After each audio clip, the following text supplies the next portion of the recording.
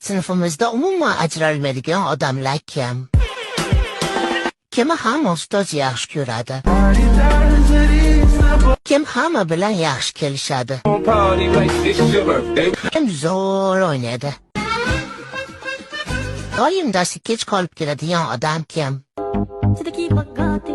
Darsda ko'p savol beradigan kim? Seni nereden gördüm? En ko'p men emas deydigan kim?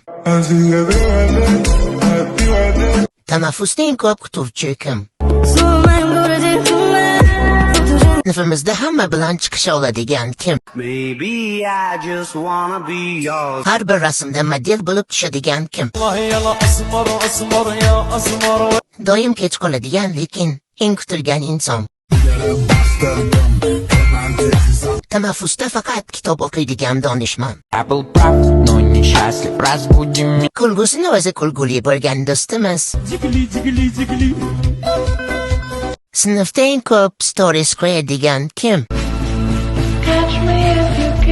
Sınıfda eng ko'p selfie qiladigan kim? Ne musibet ne beladır çekir.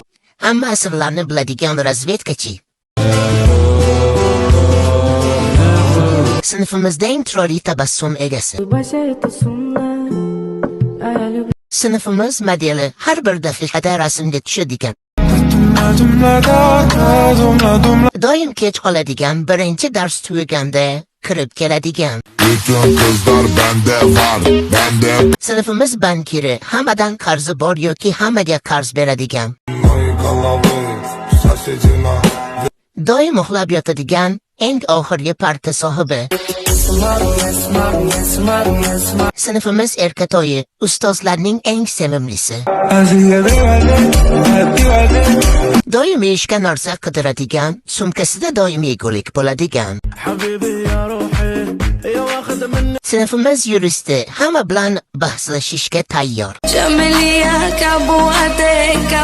Sınıfımız eng aqllisi, lekin imtihonda ko'chirtirmaydigan.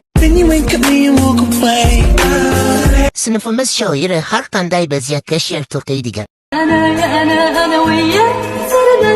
Eng og'ir vazmin sınıfda bor-yo'g'i bilinmaydigan. Ko'chirish ustasi, eng orqada turib ham hamma narsani ko'radigan. Sınıfımız dizayneri, daftarlari eng chiroyli tutilgan. Sınıfımız kotibi, gruppaga hamma yangiliklarni birinchi bo'lib yozadigan. Mehribon, hammaga yordam berishga tayyor inson. Kulgu ustasi, har qanday vaziyatda hammani kuldiradigan. Gülüşünle başladı. Sınıfımız qo'shiqchisi, darsda ham past ovozda hirgoya qiladigan.